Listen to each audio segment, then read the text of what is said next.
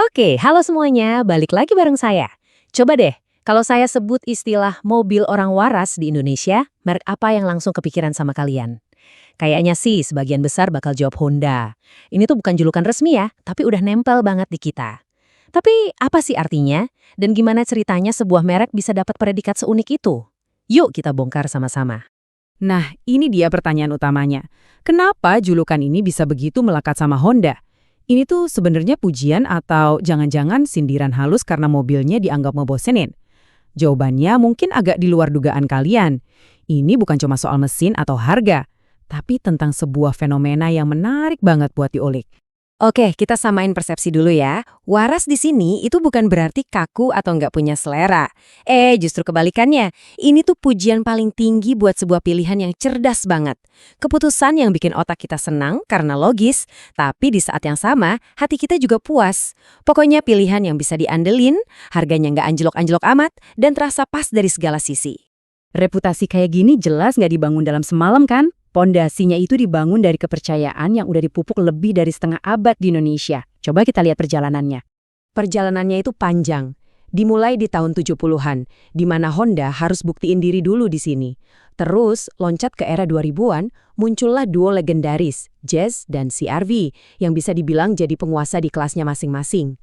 Lanjut ke 2018, mereka bikin gebrakan pinter dengan program servis gratis. Ini langsung berasa banget di kantong pemilik. Dan sekarang teknologi canggih kayak Honda Sensing itu bukan barang mewah lagi, tapi udah jadi standar di banyak model. Tiap dekade ada aja lapisan kepercayaan baru yang mereka tambahin. Nah, kutipan ini kayaknya ngerangkum semuanya dengan pas. Jauh sebelum ada fitur-fitur canggih, inti dari Honda tuh ya reputasi engineering-nya yang kuat. Mesin yang bandel, sasis yang kokoh, itu udah jadi DNA-nya dari dulu sampai sekarang. Dan ini bukan omong kosong loh. Di Inggris sana, survei sekelas Woodcar nobatkan Honda jadi merek paling andal.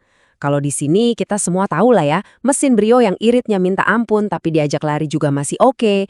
Atau mesin K24 di CR-V generasi kedua yang legendaris badaknya. Tambahin lagi sama kepuasan pelanggan yang selalu dapat nilai tinggi, wah pilar keandalannya ini kokoh banget. Oke, reputasi udah. Sekarang kita ngomongin soal duit, karena pilihan orang waras itu ya harus masuk akal secara finansial. Nah, ini bagian di mana otak kita mulai ngambil alih buat ngitung-ngitung.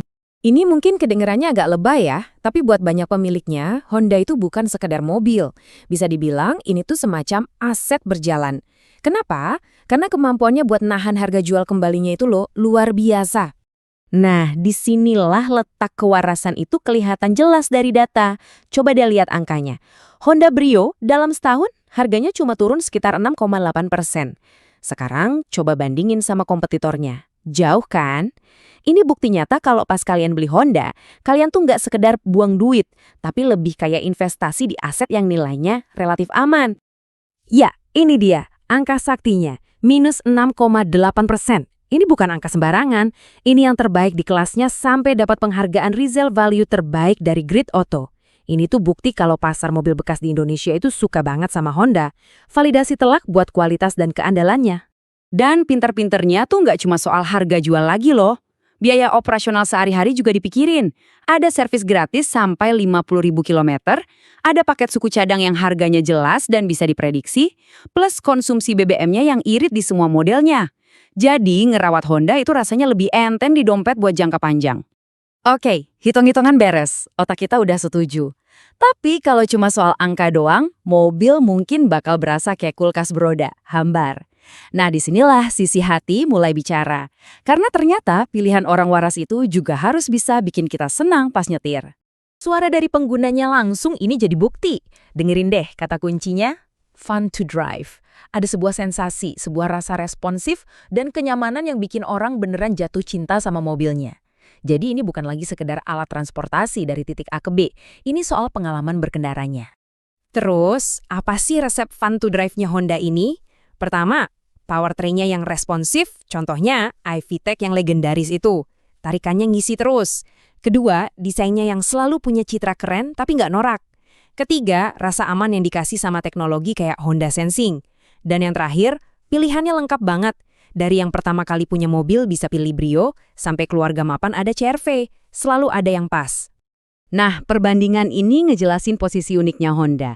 Kalau kompetitor utamanya, Toyota, itu fokusnya ke fungsionalitas dan biaya kepemilikan super rendah, Honda ini mainnya di area yang sedikit beda. Mereka nawarin sensasi berkendara dan desain yang lebih menggugah, tapi nggak ngorbanin sisi rasional kayak harga jual kembali. Jadi gampangnya gini, kalau Toyota itu pilihan yang super aman, super fungsional, nah Honda itu buat orang yang mikir, gue mau yang aman dan fungsional, tapi mobilnya juga harus asik dong.